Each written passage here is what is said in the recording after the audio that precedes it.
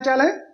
आज मैं जो वीडियो लेके आया हूँ आपका जनरल का जो चैप्टर हमने पीछे स्टार्ट किया था उसी को आज मैं कंप्लीट करने आया हूँ और आपका पूरा जनरल आज कंप्लीट करूंगा, एक तरह से रिवाइज करवा देता हूँ। ओके, चलिए तो स्टार्ट करते हैं फिर से हम लोग जनरल। ओके, आ जाओ। तो सबसे पहले हमने आपको बताया था कि जो अकाउंट्स होता है हमारा दोस्तों, वो तीन तरह का होता है। अकाउंट्स कितना होता है?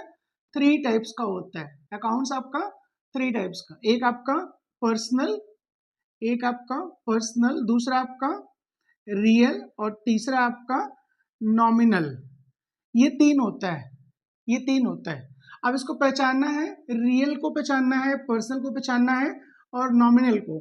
इसमें दोस्तों सारे के सारे एक्सपेंस आते हैं, सारे के सारे एक्सपेंस, सारे के सारे लॉसेस, एक्सपेंस लॉसेस।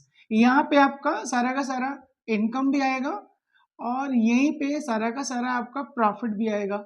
तो प्रॉफिट का ही दूसरा नाम इनकम होता है, डोंट वरी। तो नॉमिनल को पहचानना है तो all the expenses and losses. अच्छा, रूल भी लगे हाथ में बता देता हूँ। सारे के सारे लॉसेस को आपको क्या करने हैं? डेबिट करने, और सारे इनकम क्या करने हैं? आपको क्रेडिट करने हैं। होप आपको ये क्लियर हो गया होगा। और आज मैं ये ऐसी क्लैरिटी आपको लाऊंगा ये जनरल में कि जीवन में जनरल आपको पढ़ने की जरूरत नहीं पड़ेगी, ये मेरा वादा आपसे। तो आइए रियल की बात करते हैं। तो रियल में हमारा जो हम असेट की वैल्यू को मेजर कर पाते हैं, जिस भी थिंग्स को आप मेजर कर पाओ, तो मेजर तो दोस्तों किसी असेट की वैल्यू को भी आप कर सकते हो ना, किसी लायबिलिटी को ही मेजर कर सकते हो, किसी आप असेट को मेजर कर सकते हो, बाकी को आप मेजर नहीं कर सकते हो। तो जब मेजर करने की बात आएगी तो सारा सारा असेट, और यहाँ कहते हैं व्हाट कम्स इन, जो आपके पास आया डेबिट, एंड जो आपके पास से गया गोज आउट, तो क्या करेंगे? आपको क्रेडिट। तो आया तो डेबिट, गया तो क्रेडिट। और पर्सनल को पहचानना है तो दोस्तों यहाँ पे मैंने आपको बताया था नेम आएगा, नेम किसी भी पर्सन का, किसी भी प्लेस का, किसी भी इंस्टीट्यूशन का। साथ ही साथ अब बैंक अकाउंट्स याद रखिएगा, बैंक अकाउंट भी आपका पर्सनल होता है। तो ये हमारा अकाउंट्स हो गया। फिर हमने आपको बताया था डिस्काउंट जो है हमारा, तो डिस्काउंट भी आपका दो तरह का होता है। तो डिस्काउंट भी आपका कितने तरह का? दो तरह का डिस्काउंट होता है। डिस्काउंट जस्ट लाइक अ रिबेट, ये आपका एक तो ट्रेड होता है, एक आपका ट्रेड और दूसरा आपका कैश। इसके दो होते हैं, एक अलाउ और एक आपका रिसीव्ड। रिसीव किया तो आपका फायदा होगा, प्रॉफिट होगा, तो ये क्रेडिट करना होगा। और जब आप किसी को अलाउ करेंगे तो ये आपका लॉस हो जाएगा और इसको आप क्या कर देंगे? डेबिट। और ट्रेड का एंट्री नहीं होता है, ये नो एंट्री।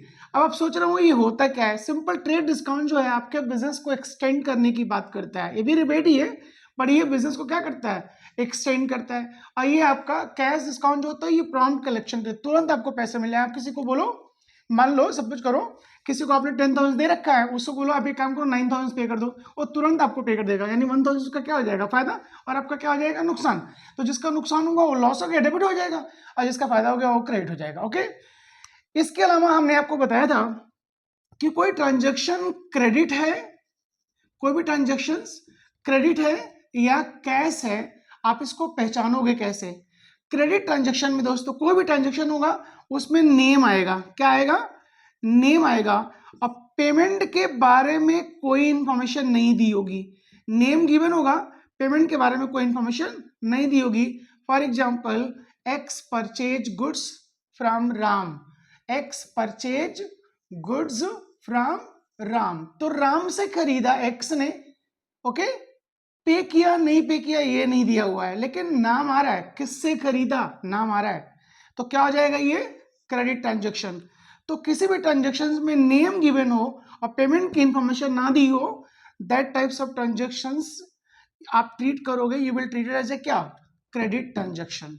कैश वाला यानी आपका भले ही नेम आ जाए, भले ही नेम आए, या हो सकता है ना भी आए, आए भी और ना भी आए, बट यहाँ पे पेमेंट के बारे में इंफॉर्मेशन दी होगी कि हमने पे कर दिया, हमने रिसीव कर लिया, तो ऐसे ट्रांजेक्शन्स को आप कैश ट्रांजेक्शन ट्रीट करोगे। ओके, इसके बाद हमने आपको एक और बहुत ही अच्छा कंसेप्ट बताया था कि सपोज करो आपने असेट सोल्ड किया है। आपने क्या किया है?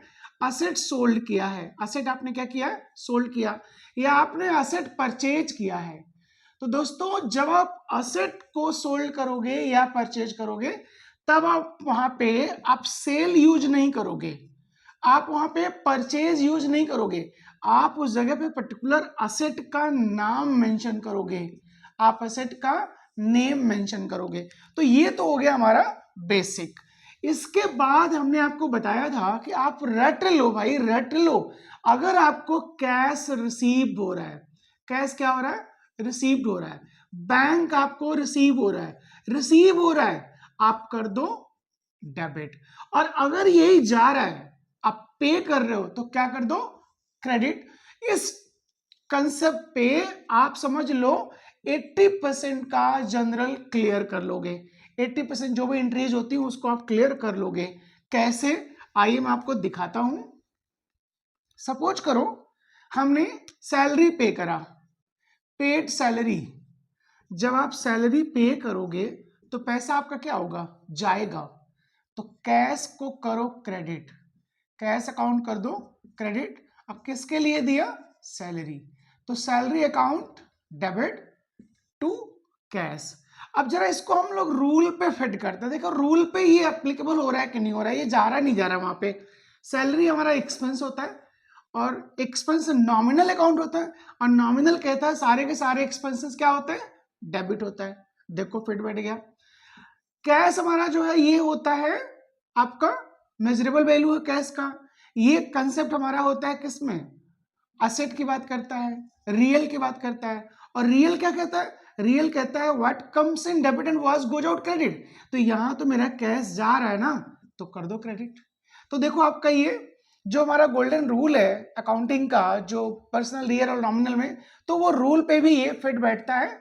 तो आप इसको रट लो, कैश आए तो डेबिट, कैश जाए तो क्रेडिट। इससे आपके बहुत सारे जनरल क्लियर हो जाएंगे। ओके, अब हम चलते हैं, बहुत सारे एंट्रीज हैं जो आपको जानना जरूरी है। सबसे पहली एंट्री होती है start business, start business.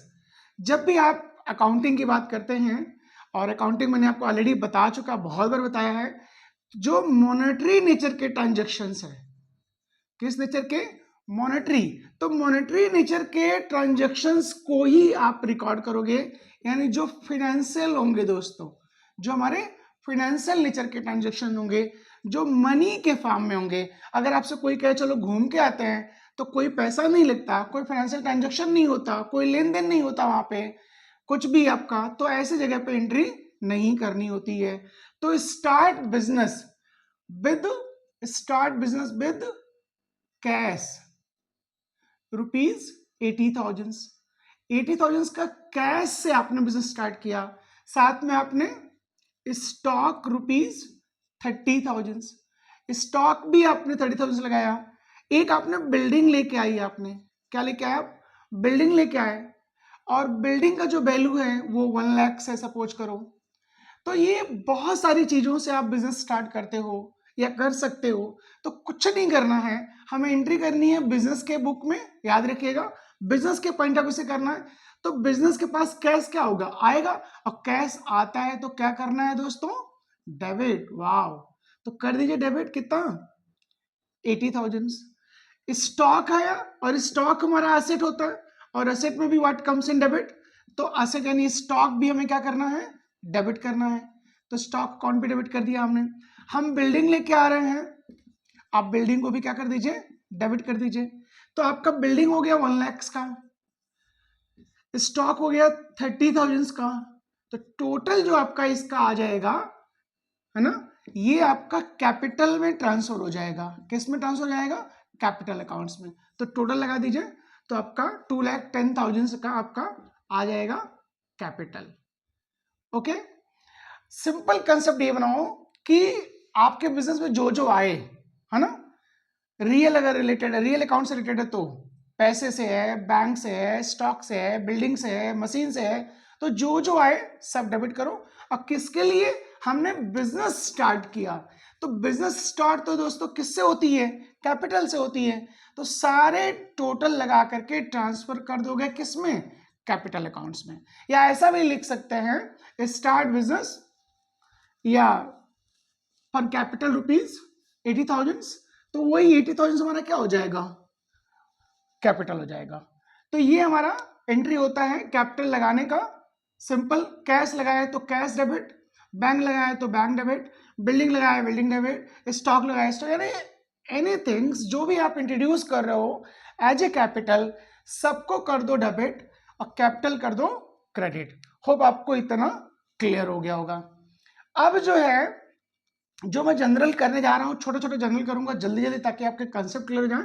Suppose receive commission, आपने कमीशन क्या किया, रिसीव किया, कमीशन रिसीव कर रहे हो, तो कमीशन रिसीव करोगे तो आपके पास पैसा क्या होगा, आएगा, तो क्या एंट्री आप पास करोगे, कैश अकाउंट डेबिट। अब बैंक से मिला तो bank account debit, to commission, और कमीशन मिला मेरे को ना भाई, तो जब आपको कमीशन मिल रहा है तो इसका मतलब आपका प्रॉफिट हुआ, और प्रॉफिट ही तो आपका क्रेडिट होता है, कौन सा अकाउंट में, यस नॉमिनल अकाउंट में, और कैश हमारा रियल होता है, और व्हाट कम्स इन डेबिट, किस अकाउंट्स में, रियल अकाउंट्स में। तो देखिए आपका ये क्लियर हो गया। ओके, अब अगर यही हम पे करते हैं, कमीशन को हमने क्या किया, पे किया, तो आप कमीशन को पे करोगे तो पैसा आपका क्या होगा, जाएगा, तो ये कमीशन को डेबिट कर दो एंड टू क्या कर दो, कैश।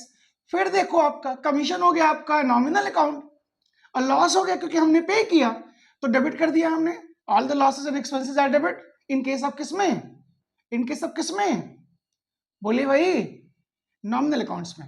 और रियल में कैश होता है, कैश गया तो क्रेडिट, आया तो डेबिट।